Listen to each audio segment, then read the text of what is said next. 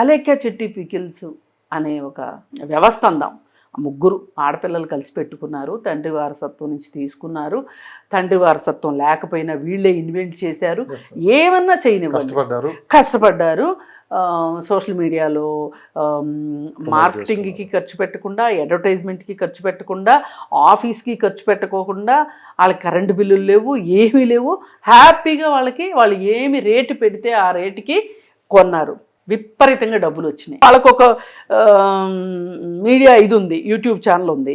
ఆ యూట్యూబ్ ఛానల్లో వాళ్ళు డాన్స్లు వేస్తున్నారా, గంతులు వేస్తున్నారా, కుప్పి గంతులు వేస్తున్నారా కాదు, ఇక్కడ అది 10K వెళ్తుందా లేదా,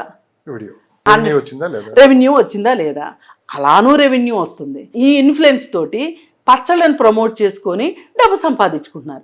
ఇటు పచ్చళ్ళు అమ్మినందుకు డబ్బులు వస్తున్నాయి, ఇటు ఈ వీడియో పెట్టినందుకు డబ్బులు వస్తున్నాయి, వీళ్ళు గంతులు వేసినా డబ్బులు వస్తున్నాయి. ఇప్పుడు ఈ ప్రపంచం అరిచేతిలోకి వచ్చినప్పుడు ఏమైపోద్దంటే ఇంకా అసలు ప్రపంచం ఏం కనపడదు. ఇవాళ చాలామంది పరిస్థితి అదే ఉంది, అరచేతిలో అష్టదరిద్రం అది. అయితే అలాగే ఇప్పుడు వీళ్ళకి బిజినెస్ కూడా ఇలా కలిసి వచ్చింది, డబ్బులు వచ్చినాయి.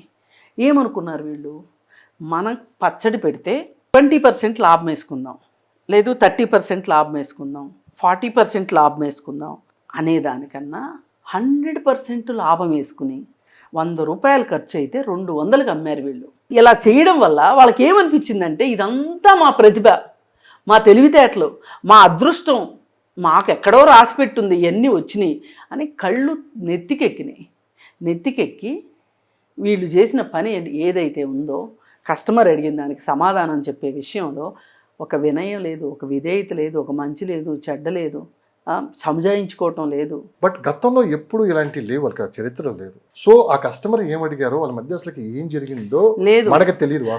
లేదు క్లియర్ కట్గా ఒక ఆమె ఏం మెసేజ్ పెట్టింది, ఏమ్మా మీ పచ్చళ్ళు ఇంత రేటు ఉన్నాయేంటి అని అడిగింది. అడిగితే చాలా రేట్ ఎక్కువ అన్నది. అంటే నువ్వు మా పచ్చళ్ళు కొనలేవులే కానీ కొనాలనుకుంటే 4 ఏళ్లలో పాచి పని చేసుకుని నీ దగ్గర డబ్బులు లేకపోతే తప్పేను ఒప్పుకుంటున్నారు వాళ్ళు. ఇంకా నేను చెప్తా ఎంతవరకు ఒప్పుకున్నారో కూడా చెప్తా. ఆ మాట అన్నారా, ఇంకా ఆ తర్వాత బూతులు మాట్లాడారా? బూతులు మాట్లాడాల్సిన అవసరం ఏంటి చెప్పండి. మీరు మీ ప్రోడక్ట్ క్వాలిటీ చెప్పుకోండి. మేము మంచి నూనె వేస్తామనో, లేకపోతే మంచి దినుసులు వేస్తామనో, అది చాలా తాజాగా ఉందనో, ఎక్కువ రోజులు నిలవ ఉంటుందనో, ప్రతి ప్రోడక్ట్కి ఒక యూనిక్ సెల్లింగ్ పాయింట్ అనేది ఉంటుంది. ఆ యూనిక్ సెల్లింగ్ పాయింట్ని గురించి మీరు చెప్పండి. అంటే దీని అర్థం ఏంటి అంటే వీళ్ళకి బిజినెస్లో మూల సూత్రాలు కూడా తెలియవు. ఒక బిజినెస్ చేసే వాళ్ళకి కొన్ని లక్షణాలు ఉంటాయి, ఆ లక్షణాలు లేవు వీళ్ళకి.